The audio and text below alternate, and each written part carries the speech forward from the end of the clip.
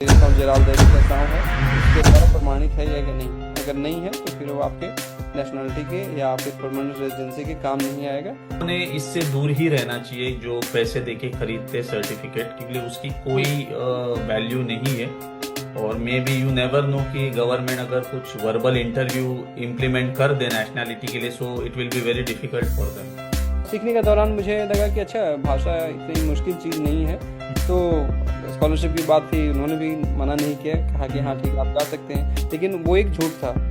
तो पोर्चुगीज ही क्यों इच्छा हुई कि मैं इसमें ही करूँ कुछ?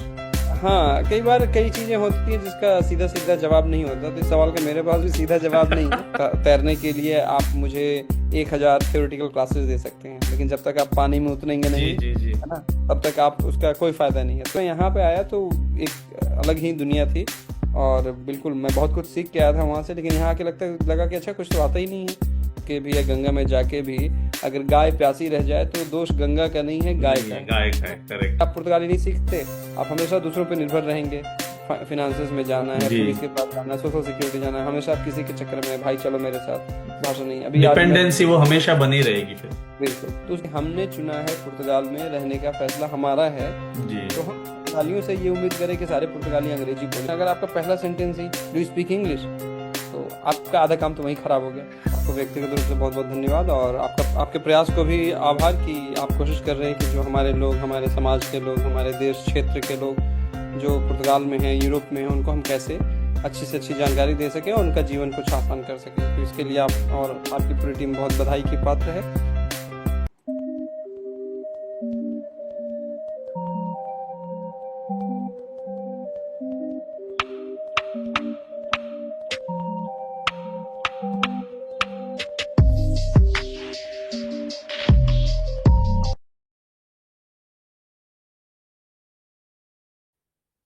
नमस्कार। मैं आपका होस्ट और दोस्त सुशांत।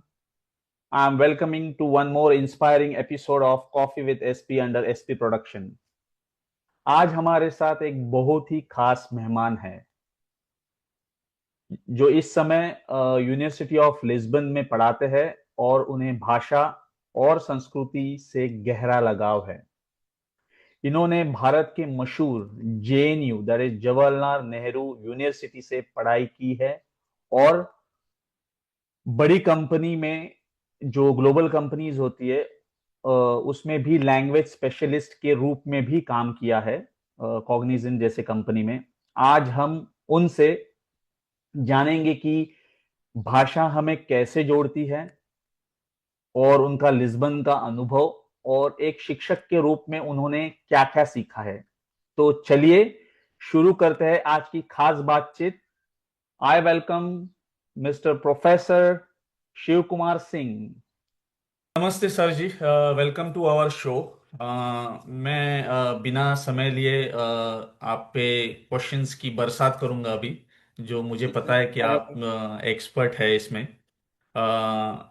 आपका समय के लिए मुझे बहुत मैं आपका धन्यवाद करता हूँ, के लिए मुझे पता है आप बिजी है और काफ़ी समय से हमारे डिस्कशन चल रहा था कि हम करेंगे करेंगे, बट समय की कमी की वजह से हम नहीं कर पाए। But thank you for your time today.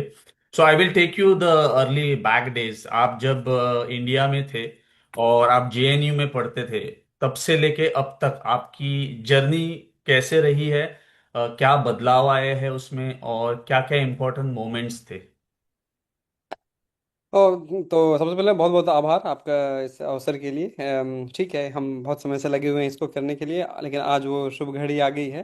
तो सबसे पहले तो आपको व्यक्तिगत रूप से बहुत बहुत धन्यवाद, और आपके प्रयास को भी आभार कि आप कोशिश कर रहे हैं कि जो हमारे लोग, हमारे समाज के लोग, हमारे देश क्षेत्र के लोग जो पुर्तगाल में हैं, यूरोप में हैं, उनको हम कैसे अच्छी से अच्छी जानकारी दे सकें और उनका जीवन कुछ आसान कर सकें। तो इसके लिए आप जी। और आपकी पूरी टीम बहुत बधाई की पात्र है।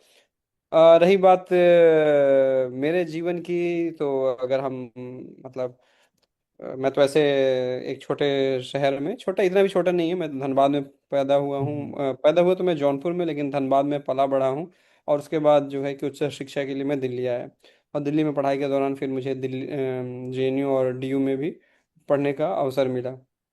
और इन दोनों विश्वविद्यालयों में पढ़ने का बहुत कहता हूँ कि आज काफ़ी कुछ जो चीज़ें हैं मेरे अंदर, या जो कुछ मैं कर पाता हूँ, उसका कहीं ना कहीं एक बड़ा योगदान इन विश्वविद्यालयों में पढ़ने का जो अनुभव रहा, हम्म। जो विश्वास वगैरह आया, वो इन विश्वविद्यालयों में पढ़ने से भी आया। और इन विश्वविद्यालयों की जो अपनी एक आंतरिक संरचना है, वो ऐसा आपको बना देती है कि कुछ न कुछ वहाँ जाने के बाद आप कुछ न कुछ सीख ही लेते हैं, जो आने वाले समय में आपको बहुत काम आती हैं। जब मैं जेएनयू में था, मैंने पुर्तगाली सीखनी शुरू की एज ए, मतलब किसी एक तरह से पास टाइम के रूप में, कि दुनिया की कोई मैं एक विदेशी सर, भाषा इसी सीख। इसी सवाल में मैं आने वाला था कि आपको पोर्चुगीज ही क्यों इच्छा हुई कि मैं इसमें ही करूँ कुछ। हाँ, कई बार कई चीजें होती हैं जिसका सीधा सीधा जवाब नहीं होता, तो इस सवाल का मेरे पास भी सीधा जवाब नहीं है। लेकिन मैं छोटी सी कहानी बताता हूँ आपको, शायद उस जी। कहानी से जवाब समझ में आ जाए कि मैं कोई भी विदेशी भाषा सीखना चाहता था। तो हम्म। जब मुझे पता लगा कि जेएनयू में ये विदेशी भाषा विभाग है वहाँ पे, और पुर्तगाली है, इटालियन है, स्पेनी भाषा और बहुत सारी भाषाएं हैं वहाँ पे। तो और वहाँ पे सीधा नामांकन जो है सीधा नहीं होता वहाँ पे, उसके लिए परीक्षा देनी पड़ती है, एंट्रेंस टेस्ट होता है उसके लिए। तो मैंने एंट्रेंस टेस्ट दिया, पोर्चुगीज के लिए भी और इटालियन के लिए भी, दोनों के लिए दिया, और संयोग से मेरा दोनों में चयन हो गया। लेकिन तो उस विश्वविद्यालय वक्त एक, आपको इटालियन भी आती थी? नहीं, उसकी हाँ। परीक्षा कि मैं हाँ। इटालियन पढ़ सकूं उसके लिए परीक्षा, ओके। उसके टेस्ट दिया मैंने, इटालियन का भी और पुर्तगाली का भी, और दोनों में मेरा चयन हो गया। लेकिन विश्वविद्यालय एक ही एकेडमिक सेशन में दो लैंग्वेजेस के एक ही लेवल आप नहीं पढ़ सकते। ओके। तो उस वजह से फिर मैं इटालियन भी पढ़ सकता था, मैं पुर्तगाली भी पढ़ सकता था, कौन सा पढ़ूं उतना मुझे पता नहीं था। हम्म। तो हमारे सीनियर थे एक, मैंने उनसे बात की। और आपको पता है कि हमारी संस्कृति में सीनियर की बात कितनी महत्वपूर्ण होती है, कितनी का कितना सम्मान होता है। मैंने किसी सीनियर से पूछा कि सर, मेरा पुर्तगाली में भी हो गया है और इटालियन में भी हो गया, कौन सा करूं? तो उन्होंने कहा कि यार, इटालियन में बहुत लोग हैं, तुम पुर्तगाली में कम लोग हैं, तुम उसमें चले जाओ। शायद वो भगवान का कुछ वहाँ पे इशारा था। तो मैंने ऐसे ही किया, जो उन्होंने जैसे कहा, मैंने किसी और से कुछ पूछा भी नहीं। यह भी, हालांकि हम्म। इटालियन का मेरा उस समय मन ज़्यादा था इटालियन सीखने का, लेकिन ओके। चूंकि सीनियर ने भी बोल दिया, तो मैंने उनकी बात का सम्मान रखते हुए मैंने पुर्तगाली सीखने का ही आगे फैसला लिया। और सीखने के दौरान मुझे लगा कि अच्छा, भाषा इतनी मुश्किल चीज़ नहीं है। हम्म। और चूंकि बचपन से मुझे मैथमेटिक्स से बहुत रुचि वाला विषय रहा है मेरा, मुझे बहुत अच्छा लगता है, अभी भी मैं जहाँ जब भी मौका मिलता है थोड़ा बहुत प्रैक्टिस करता हूँ। तो जब मैं भाषा के क्षेत्र में आया, तो मैंने देखा अच्छा, यहाँ भी उस तरह से बहुत सारे मिलते जुलते पैटर्न हैं। लैंग्वेज ऐसा नहीं है कि हम्म। सारी चीज़ें एक दूसरे से कटी हुई है, नहीं, सारी चीज़ें एक दूसरे से जुड़ी हुई हैं। और अगर वो जुड़ाव एक फॉर्मूला के जरिए है, तो वो फॉर्मूला आप जितना ज़्यादा उसका अभ्यास करते हैं, उतना ज़्यादा वो फॉर्मूला आपके दिमाग में, आपके कॉग्निटिव सेंस में बैठता जाता है। हम्म। और तो ये मुझे चीज़ बड़ी अच्छी लगी, तो मैंने जेएनयू में पढ़ना शुरू किया। फिर उसके बाद पढ़ते पढ़ते फिर मुझे लगा कि वहाँ जेएनयू में हमारे जो शिक्षक थे, दोनों भारतीय थे। तो तो जेएनयू में आपने लैंग्वेज पढ़ी? हाँ जी, हाँ ओके। जेएनयू में मैंने। और उसके बाद फिर लेकिन इसी दौरान कुछ लोगों ने सुझाव दिया कि जो मातृभाषी हैं या जो नेटिव स्पीकर हैं, अगर उनसे आप सीखेंगे तो बड़ा अच्छा होगा, ये होगा वो होगा। और उस हम्म। समय ये व्यवस्था दिल्ली में सिर्फ दिल्ली विश्वविद्यालय में थी। और वहाँ पे एक उनका इंटेंसिव प्रोग्राम होता था पोर्चुगीज़ का। तो वहाँ पे भी मैंने, वहाँ भी फ्री में, मतलब वहाँ पे भी डायरेक्ट एंट्री नहीं थी, वहाँ भी एंट्रेंस दिया मैंने, मेरा हम्म। हो गया। तो वहाँ पे ठीक है, पुर्तगाल से ही गए हुए शिक्षक थे वहाँ पे। इंस्टीट्यूट कामोवेश के द्वारा एक शिक्षक भेजे जाते हैं वहाँ पे पुर्तगाली पढ़ाने के लिए, अभी भी यह व्यवस्था चल रही है। ओके। तो वहाँ पे उनसे भी मैंने काफ़ी कुछ सीखा। तो मेरे भारतीय जो शिक्षक थे उनसे भी काफ़ी कुछ सीखा, और इन पुर्तगाली शिक्षक से भी काफ़ी कुछ सीखा। लेकिन हाँ, एक जो मातृभाषी, जो नेटिव स्पीकर से सीखने का जो अनुभव है, वो हम्म। अलग ही है। और फिर उसके बाद डीयू में ख़त्म करने के बाद पढ़ाई, मैंने एमसीए भी की हुई है। तो उसके बाद सीटीएस कॉग्निजेंट टेक्नोलॉजी सॉल्यूशंस में मुझे अच्छी जॉब मिल गई। मैं उस पे और भी आने वाला था कि हाँ, आपका तो कॉग्निजेंट का जो एक्सपीरियंस रहा है एक कॉरपोरेट वर्ल्ड और एक एकेडमिक वर्ल्ड में सिखाना कितना अलग होता है, बिल्कुल। और आपके लिए क्या वो एक्सपीरियंस रहा? तो वहाँ कॉग्निजेंट में गया मैं, लेकिन कॉग्निजेंट में जो मैं वहाँ काम करता था, लेकिन कहीं ना अंदर से मुझे लगता था कि शायद मैं इस काम के लिए नहीं बना हूँ, या हम्म। ना, या जो मेरे मेरे अंदर हमेशा ये भावना रहती है कि कुछ ना कुछ रोज नया सीखा जाए। तो वहाँ शायद ये नहीं हो पा रहा था। तो हम्म। मैंने उन्हें कहा कि मुझे पुर्तगाल सरकार से मुझे छात्रवृत्ति मिल गई है, तो मैं वहाँ जा रहा हूँ पढ़ने के लिए, पढ़ कर आऊँगा तो फिर आपके साथ जुड़ जाऊँगा। तो स्कॉलरशिप की बात थी, उन्होंने भी मना नहीं किया, कहा कि हाँ हम्म। ठीक है, आप जा सकते हैं। लेकिन वो एक झूठ था, क्योंकि मैं वापस दिल्ली आना चाहता था, और आगे मैं पीएचडी वगैरह शुरू करना चाहता था या एकेडमिक्स में जाना चाहता था। एक आइडिया ये भी था कि मैं यूनिवर्सिटी ऑफ गोवा जाऊंगा, जहाँ हम्म। पे पोर्चुगीज में एमए कोर्स होता है, तो मैं ओके। वहाँ जाके वहाँ से एमए करूंगा। लेकिन ठीक है, अगेन कुछ शायद नियति या संयोग ऐसा था कि मुझे पुर्तगाल आना ही था। अगले दिन मुझे ईमेल आया कामर्स इंस्टीट्यूट से कि मेरा पूरे पुर्तगाल से एक ही स्कॉलरशिप थी और उसके लिए मेरा सिलेक्शन हो गया था। तो फिर वहाँ ओके। से चीज़ें और भी बदलती गई। मैं यहाँ पुर्तगाल आया, एक साल यहाँ पढ़ने, तो पढ़ने और पुर्तगाली भाषा और संस्कृति पढ़ने के लिए। तो यहाँ पे रहकर भी मतलब तैरने के लिए आप मुझे 1,000 थ्योरेटिकल क्लासेस दे सकते हैं, लेकिन जब तक आप पानी में उतरेंगे जी नहीं, जी जी। है ना, तब तक आप उसका कोई फायदा नहीं है। तो जब मैं यहाँ पे आया तो एक अलग ही दुनिया थी, और बिल्कुल मैं बहुत कुछ सीख के आया था वहाँ से, लेकिन यहाँ आके लगा कि अच्छा कुछ तो आता ही नहीं है। तो लेकिन धीरे धीरे क्योंकि बहुत सारी चीज़ें हम जो औपचारिक हम्म। तरीके से विद्यालय में सीखते हैं, भाषाएं बहुत बार वैसे काम नहीं करती, है ना। जी जी जी तो जी। जैसे हमारे यहाँ पे भी हिंदी विश्वविद्यालय में जो पढ़ाई जाती है और जो आम बोलचाल की जो हिंदी की जो भाषा है, दोनों में जमीन आसमान का अंतर जमीन होता है। आसमान का फर्क है। तो वैसे यहाँ पे भी हुआ, लेकिन ठीक है, यहाँ आने का, यहाँ रहने का, यहाँ हॉस्टल में रहा मैं। हॉस्टल में पूरी दुनिया के अलग अलग क्षेत्रों में पुर्तगाली बोलने वाले लोग थे। कोई अफ्रीकी देशों से था, कोई अजोर से, मदेरा से, हम्म। ब्रागा से, गिमराइंस से, है ना, काबू वेर्द से, ब्राजील से। तो वहाँ भी रहने का बड़ा एक फायदा हुआ कि हर दिन मतलब अलग अलग तरह की पुर्तगाली आप सुन रहे हैं, सीख रहे हैं, क्योंकि कई बार होता है कि हम जी जी। विश्वविद्यालय में ये या लोग। एडवांटेज होता है जब आप अलग अलग कंट्री के साथ जो सेम भाषा बोलते हैं बट प्रोनाउंसिएशन अलग होती है, मीनिंग्स अलग होते हैं। ये काफी आपको एडवांटेज रहा। वो मुझे बहुत फायदा रहा। तो आज के समय में कोई मुझसे चाहे ब्राजील वाली पुर्तगाली में बात करे, चाहे अफ्रीकन पुर्तगाली में बात करे, मुझे कोई दिक्कत नहीं है। मैं समझ भी सकता हूँ और उनके साथ संपर्क भी कर सकता हूँ। तो ये सारी चीज़ें हैं, ये सारी जो सुविधाएं मिली, संरचनाएं मिली, चाहे सरकार की तरफ से हो, चाहे नियति या संयोग की तरफ से हो, भाग्य की तरफ से हो, माता पिता का भी सहयोग रहा, शिक्षकों का सहयोग रहा। तो ठीक है, उसके बाद जो मैं यहाँ आया पहले साल, उसके बाद फिर मैं ढूंढ रहा था कि मैं यहाँ शायद पीएचडी वगैरह कर सकूँ।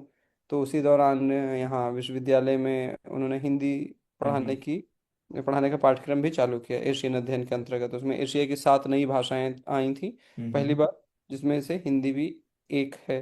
तो वहाँ उनको कोई ऐसा बंदा चाहिए था जो हिंदी शिक्षण कर सके, लेकिन पुर्तगाली के जरिए। और वहाँ पे ओके। थोड़ा मेरा प्रोफाइल अच्छा बना, तो उन्होंने मुझे ये प्रस्ताव दिया, तब फिर मैं आया और तब से फिर यहीं रह गया। नाइस। आपकी जर्नी बहुत अच्छी है और थोड़ी एक्साइटेडमेंट है, क्योंकि इसमें क्या होता है कि आप जैसे कह रहे हैं ना कि आपने लैंग्वेज सीखी, आपने कम्युनिकेशन किया। बहुत बार मैंने देखा है कि हमें काफी नई लैंग्वेज सीखने में डिफिकल्टीज होती है।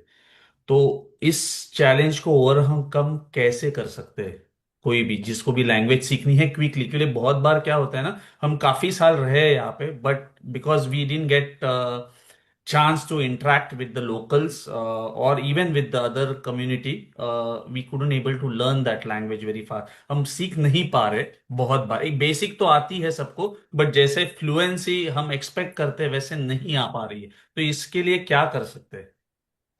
देखिए, एक पुरानी कहावत है, जहाँ चाह वहाँ राह, where there is will there is a way. Correct. तो आज के समय में पुर्तगाली तो नहीं, लेकिन जैसे आजकल जो है चीनी जापानी को बहुत लोग सीख रहे हैं, क्योंकि वहाँ पे हम्म रोजगार की संभावनाएं बहुत हैं, बहुत लोग सीख रहे हैं। जबकि हम्म बहुत मुश्किल भाषाएं हैं दोनों, है ना, लेकिन सीखने वाले सीख रहे हैं, मेहनत कर रहे हैं। तो पहली चीज़ तो ये है। दूसरी चीज़ ये है कि भाषा सीखने के लिए आपको लगातार रोज थोड़ा थोड़ा अभ्यास करना पड़ेगा। पर होता क्या है कि खासकर जब हम जो बहुत सारे हमारे जो भाई लोग हैं या हमारे देश के लोग हैं, उनकी पहली प्राथमिकता या पहली चिंता होती है कि डॉक्यूमेंट्स मिल जाएं, जॉब मिल जाए, जॉब मिल परिवार जाए। का ये हो जाए, हम्म। वो हो जाए, है ना। उसके बाद पढ़ाई आती है, ऐसा नहीं हो करेक्ट सकता। करेक्ट। मैं अपने अपने सारे स्टूडेंट को ये कहता हूँ कि यहाँ तक कि मैं अपने बच्चों को भी कहता हूँ कि आप काम करते हैं, आपको पैसे मिलते हैं, आप काम हम्म। नहीं करते हैं, आपको पैसे नहीं मिलते। उसी तरह से आप पढ़ाई करेंगे तो आपको ज्ञान मिलेगा, सर्टिफिकेट मिलेगा। आप पढ़ाई नहीं करेंगे, ज्ञान नहीं मिलेगा, सर्टिफिकेट नहीं मिलेगा। अगर आपको पुर्तगाली आती है और कुछ आपके हाथ में हुनर है, तो आप देखेंगे कि आपका बड़ी तेजी से यहाँ पे विकास प्रोग्रेस हो हो सकता सकता है है, जी। जॉब्स मिल सकती हैं, अच्छी पेमेंट मिल सकती है।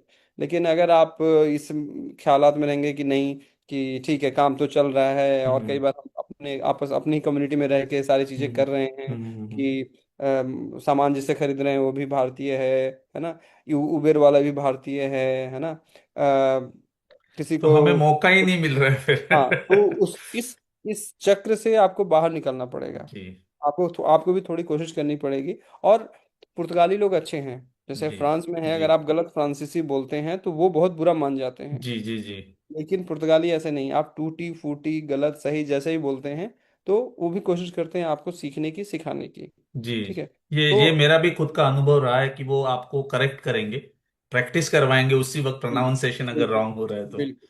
तो वो खुद ही चाहते हैं कि नहीं, अगर वो किसी के काम आ सकते हैं तो वो मदद करने को तैयार हैं। ठीक है, जी एक चीज। दूसरी चीज की मैं अपने स्टूडेंट्स को ये भी कहता हूँ कि अगर गंगा में रह के भी या गंगा में जाके भी अगर गाय प्यासी रह जाए तो दोष गंगा का नहीं है, गाय नहीं का है, है। गाय का है, करेक्ट तो करेक्ट। Well said sir. पुर्तगाल में रह के अगर आप पुर्तगाली नहीं सीख पाए तो ये तो, इससे बड़ा तो कोई दुर्भाग्य नहीं है। और ये आपका सीधे सीधे इसमें दोष है, क्योंकि यहाँ जी पे कुछ नहीं, आप सोते जागते उठते बैठते आप पुर्तगाली के संपर्क में हैं। आप मेट्रो जी में हैं, आप सुपरमार्केट में गए, रेस्टोरेंट में गए, यूनिवर्सिटी में गए, किसी ऑफिस में गए, हर जगह पोर्चुगीज है। जी आपको बस थोड़ा सा एफर्ट लगाना शुरू करना है। ठीक है। तो जैसे ही जिस दिन से आप करना शुरू कर देंगे आप देखेंगे कि ऑटोमेटिकली आपका दिमाग, और हम खासकर हम भारतीय लोग प्राकृतिक रूप से स्वतः हम जो है बहुभाषीय हैं। जी घर में जी एक जी जी भाषा बोलते हैं, स्कूल में दूसरी भाषा बोलते हैं, जी बाजार में तीसरी भाषा जी। बोलते हैं, दादा दादा नाने नानी से चौथी भाषा सो बोलते हमारा हैं। ब्रेन एक्चुअली अडेप्ट कर लेता है हाँ, नेचुरली। हम जेनेटिकली तैयार हैं अलग करेक्ट अलग भाषाओं को सीखने के लिए। ठीक है।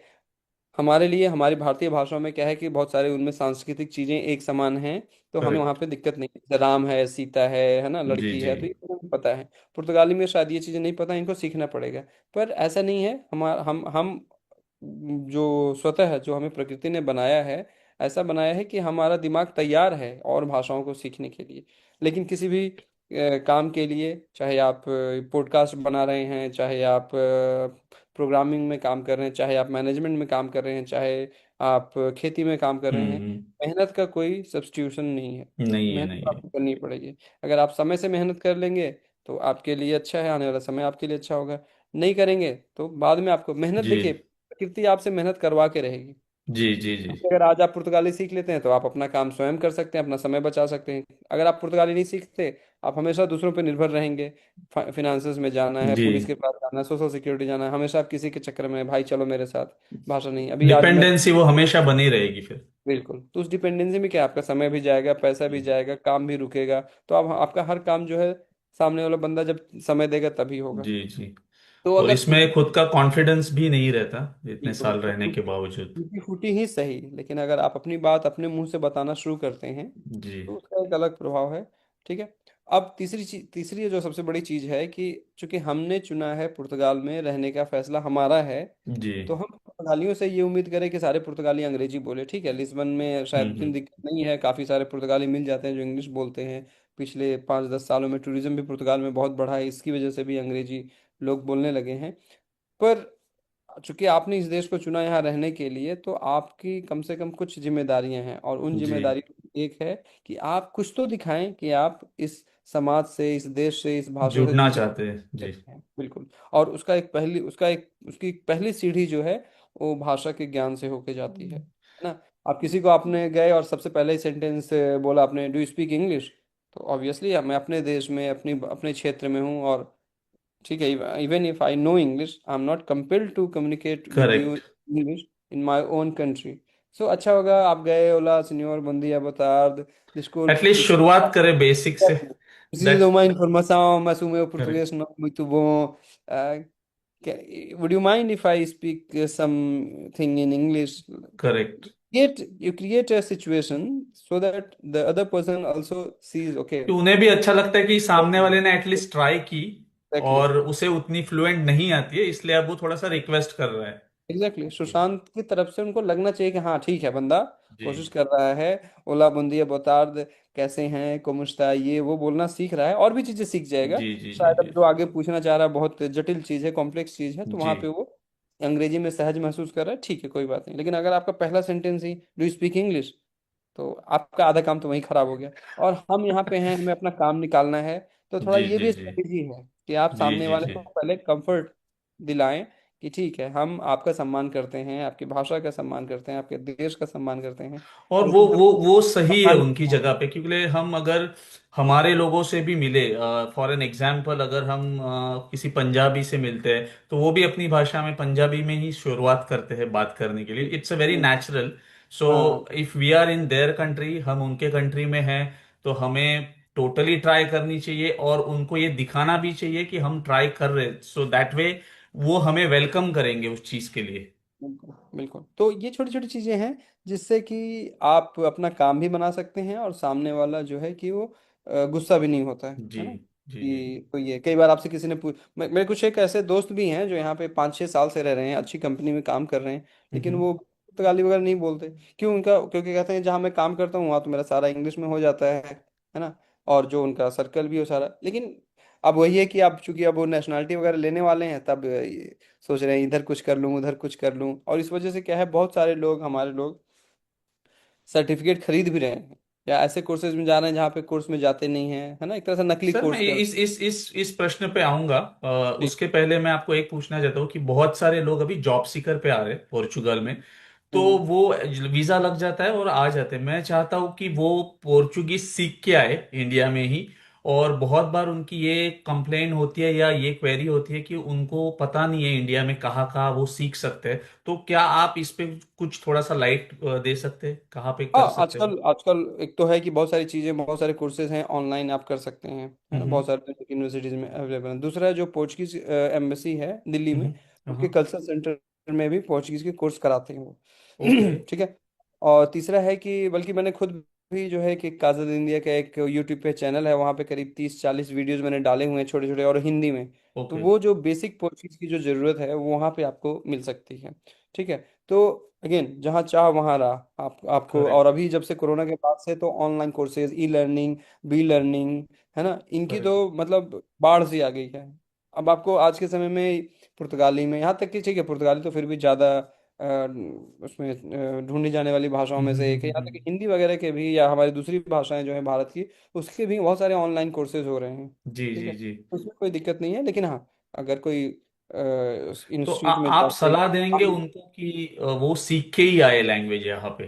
सीख कर अगर नहीं आ सकते, लेकिन कुछ तो जानकारी एटलीस्ट जरूर लेके बेसिक। आए। हाँ, कुछ तो जानकारी जरूर लेके आए कि हाँ, जो आपको किसी को कोई कैसे ग्रीट करना है, बुंदिया बोताल बोनोइत, मैं ये हूँ, मैं वो हूँ, मैं जी इस कंपनी में ये काम करता था, कुछ इस तरह की चीजें आप। और ऊपर से अभी तो एआई ने इतना आसान कर दिया है, व्हाट्सएप में, व्हाट्सएप और बाकी जो चीजें हैं, ठीक है, आप मजे लेते हैं, अच्छी जी बात है, आप खुश रहते हैं, मनोरंजन कीजिए, लेकिन वहां पे आपके पास 10 मिनट भी दीजिए, आपको एआई लिखने में, बोलने में, स्ट्रक्चर करने में, ग्रामर जी। बताने में कितनी मदद कर सकता है। आई तो थिंक अभी आप, व्हाट्सएप में भी जो हाँ, एआई है दैट कैन ऑल्सो हेल्पफुल। बिल्कुल। तो अब दुनिया आपकी मुट्ठी में है, अब लेकिन मुट्ठी तो आपको खोलना पड़ेगा, इतना भी आप कष्ट नहीं करेंगे तो फिर तो, हाँ, ये ठीक है। ये हमेशा आसान होता है दूसरों पे दोष देना कि अच्छा जी मुझे तो जी क्लास नहीं मिल रही है, मुझे तो ये नहीं मिल रहा, वो नहीं मिल रहा है ना। जी मेरा जी एक जी। दोस्त है, वो फ्रेंच बोलता है, बस उसने फ्रेंच रेडियो लगातार लगातार 3-4 साल तक फ्रेंच रेडियो सुनता रहा वो दिल्ली में। वाओ। अब अभी तो वो फ्रांस में रहता है, वो गाइड है, टूर गाइड है। हम्म। उसने खाली रेडियो सुन सुन के, वो कभी स्कूल वगैरह नहीं किया, और वो बहुत अच्छी फ्रेंच बोलता है, उसे लिखना नहीं आता, लेकिन हम्म। उस सारा अपना काम, जितने भी फ्रांस से टूरिस्ट जाते हैं उनको पूरे दिल्ली में, और दिल्ली, जयपुर, आगरा कराता है जी वो। जी जी। मैं उसे ताजमहल मतलब, गया था आगरा में, वहां पे एक 15 साल का बच्चा था। वो हर भाषा में बोल रहा था, क्योंकि मेरे साथ कुछ टूरिस्ट थे, मेरे क्लाइंट्स थे हम्म फ्रेंच। हम्म उनके साथ वो फ्रेंच में बात कर रहा था, पोर्चुगीज में बात कर रहा था। शायद हम्म, ऑफकोर्स उसको लिखने ना आती हो, बट हाँ, कम्युनिकेशन उसका बहुत फ्लुएंट था। बिल्कुल। तो इस तरह के भी लोग हैं। ठीक है, ऐसे बहुत कम लोग होते हैं जिनकी पकड़ हर भाषा में जी एक जी जैसी। जी जी। लेकिन इतना मुश्किल नहीं है, आप अगर 2-3 महीने अगर आप रोज 2-2 घंटा भी दे देते हैं, तो आप कम से कम वर्किंग पोर्चुगीज आपको आ जाएगी। जी जी। यहाँ पे जो है ऑलरेडी जो लोग पोर्चुगाल में हैं, उन्हें कहाँ पे सीखना चाहिए? आई आई नो कि गवर्नमेंट ने काफी सारे प्रोग्राम चला के रखे, बट उनको कहाँ पे वो डिटेल्स मिलेगी? और जो नेशनलिटी के लिए अप्लाई करना चाहते हैं, बहुत सारे मैंने ये भी देखे थे, एक्सपीरियंस किए थे कि प्राइवेट स्कूल में जाके ज्वाइन कर लिया उन्होंने, फिर पता चला कि उनका सर्टिफिकेट वैलिड नहीं है नेशनैलिटी के लिए। तो आप इसमें भी थोड़ी सी रोशनी डालें आप। यहाँ पे अभी पुर्तगाल में तो एक तो कामोस इंस्टीट्यूट है ना। और ऊपर से सबसे पहले तो आप जिस क्षेत्र में रहते हैं वहाँ पे हर एक क्षेत्र का एक अग्रुपामेंतु द स्कॉला होता है। तो अग्रुपामेंतु क्या होता है, मेन स्कूल होता है, उस स्कूल के करेक्ट। अंदर 4 6 8 स्कूल होते हैं। तो सबसे पहले वहाँ जाना है, वहाँ पता करना है, क्योंकि जैसे आपने खुद ही अपने सवाल में बताया कि आजकल काफ़ी डिमांड है पोर्चुगीज कोर्स की। और मुख्यतः इसलिए नहीं कि लोग सीखना चाहते हैं, इसलिए कि अब उनको परमानेंट एग्जैक्टली। रेजिडेंसी या नेशनलिटी चाहिए। ठीक है। और इस तरह के स्कूलों में फ्री में कोर्स होता है। ठीक है। और कई बार वो आपको सब्सिडी वगैरह भी देते हैं, फूड सब्सिडी वगैरह भी देते हैं, है ना, या आने जाने का पैसा भी देते हैं, तो ये भी है। तो एक तो वो हो गया। दूसरा है कि बहुत सारे इंस्टीट्यूट्स हैं वो सिखा रहे हैं। तीसरा है यूनिवर्सिटीज सिखा रही है, यूनिवर्सिटी ऑफ लिस्बन हो गया, न्यू यूनिवर्सिटी ऑफ लिस्बन हो गया, उनके साइट पे जाना है। आज के समय में लगभग हर यूनिवर्सिटी का अपना एक विंग है जो okay. Portuguese language and culture institute है ना। हम्म। आप वहाँ पे जाइए, जैसे यूनिवर्सिटी ऑफ लिस्बन में इस साल नहीं, पिछले साल करीब 2,000 स्टूडेंट आए थे पूरी दुनिया से पुर्तगाली सीखने के लिए, है ना। ओके। तो जो यहाँ पे हैं वो भी सीख सकते हैं, जो बाहर से भी आते हैं वो भी। तो वहाँ पे भी जाके आप सीख सकते हैं। उनके बहुत सारे कोर्सेज आजकल वो भी ऑनलाइन भी दे रहे हैं, प्रेजेंशियल भी दे रहे हैं। ठीक है। वो पेड है या हाँ गवर्नमेंट के थ्रू? पेड है, नहीं वो पेड है पेड वो? है, वाला ओके। पेड है। ओके। फ्री सिर्फ एक ही कोर्स है या दो कोर्स हैं जो स्कूल में होते हैं या जो आईएफपी कराते हैं, हम्म। या तीसरा किसी इंस्टीट्यूट द्वारा होता है, लेकिन इंस्टीट्यूट को सरकार से फंडिंग मिली होती है कि आप करेक्ट। वाली भाषा। तो यही तीन चीज़ें, बाकी हर जगह आपको पैसा ज़्यादा कम देना पड़ता है, तो ये है। कहीं पे भी आप करें तो ये ध्यान में रखना है कि आप वहाँ से जहाँ से भी कोर्स कर रहे हैं उनसे पूछें कि वो हम्म। सर्टिफिकेट ANCAP, है ना, द्वारा, या यहाँ पे जो direção geral da educação है उसके हम्म। द्वारा प्रमाणित है या कि नहीं। अगर नहीं है तो फिर वो आपके नेशनलिटी के या फिर परमानेंट रेजिडेंसी के काम नहीं आएगा। हाँ, वहाँ आप सीख रहे हैं, नॉलेज मिल रहा है आपको, ये है। हम्म। लेकिन हाँ, ये हमारे बहुत सारे लोगों के साथ हुआ है कि उन्होंने यहाँ तक कि खरीदा भी है, पैसे दे के, 1,000 1,000 यूरो तक दे के खरीदा है। और ओ। बाद में जब उन्होंने जमा किया तो बाद में उनको उसको तो स्वीकार मेरे नहीं ख्याल किया। से लोगों ने इससे दूर ही रहना चाहिए, जो पैसे देके खरीदते सर्टिफिकेट, क्योंकि उसकी कोई बिल्कुल बिल्कुल। वैल्यू नहीं है। और may be you never know कि गवर्नमेंट अगर कुछ वर्बल इंटरव्यू इम्प्लीमेंट कर दे नेशनैलिटी के लिए, so it will be very difficult for them.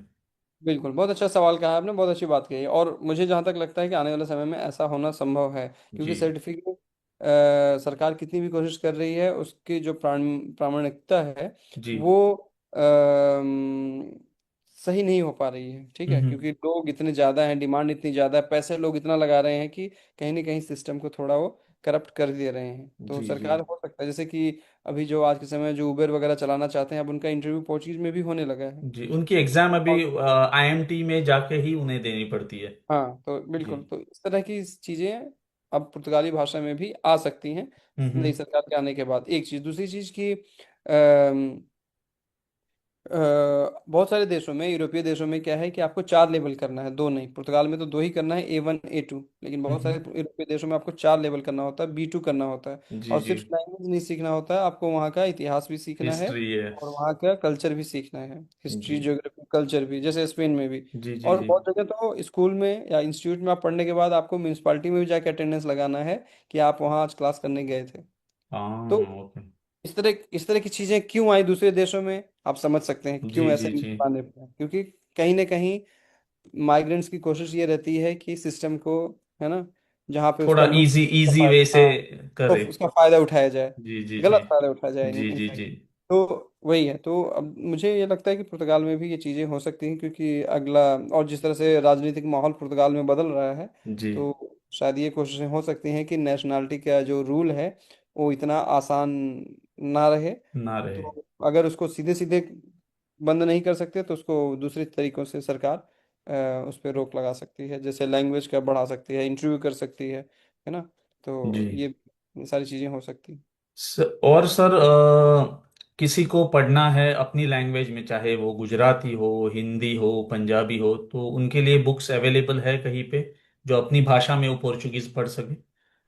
बहुत ज़्यादा किताबें तो नहीं है ऐसी, लेकिन जो पुर्तगाली में पहला पुर्तगाली हिंदी शब्दकोश है वो मैंने ही प्रकाशित किया था, तो जी। पुर्तगाली हिंदी में तो आ चुका है।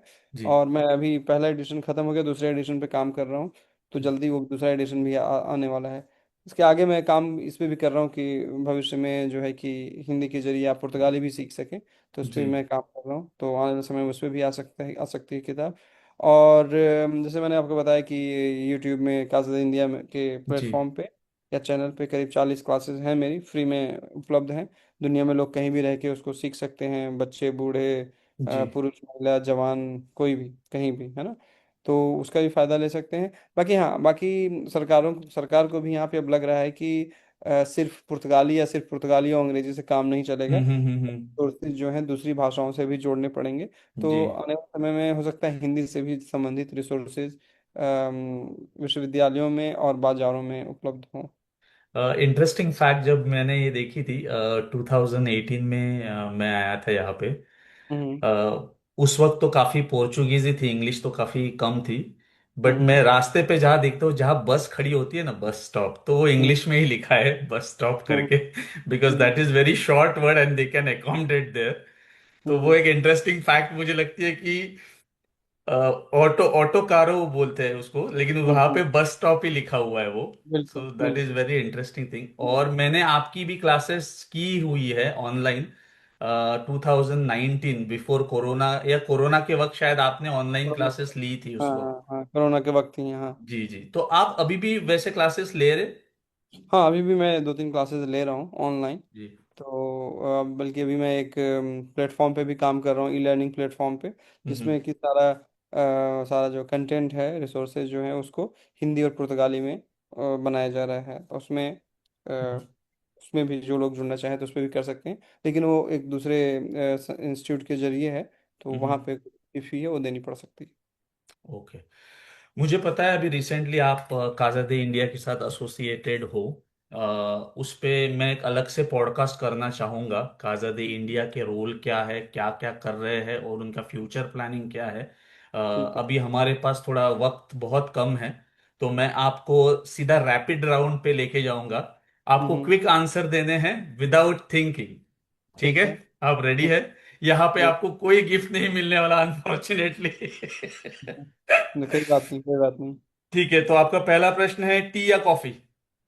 Coffee. Okay. Book that change your thoughts? इकिगाई। ओके। पोर्चुगीज फ्रेज या कोई वर्ड जो आपको पसंद हो ज्यादा? सौदाद। Okay. The language you wish to learn next? Latin. Okay. Good, आपने काफी फटाफट जवाब दिए बिना सोचे। I think that is your real thoughts. Thank you professor ji, आपके कीमती समय हमें देने के लिए। और काज़ा दे इंडिया पे हम जरूर बात करेंगे। मुझे पता है आपका स्केड्यूल बहुत टाइट है, but I hope you will give time for that. पक्का पक्का, जब भी आप चाहें, आप अच्छा काम करें, आपको भी बहुत बहुत बधाइयाँ, all the best for your future endeavours. लेकिन हाँ, जब भी जो भी मैं किसी काम आ सकूं तो हमेशा जरूर संपर्क करें, ठीक है। तो एक बार फिर थैंक यू। से बहुत बहुत धन्यवाद। Thank you. नमस्कार। चाओ। नमस्कार।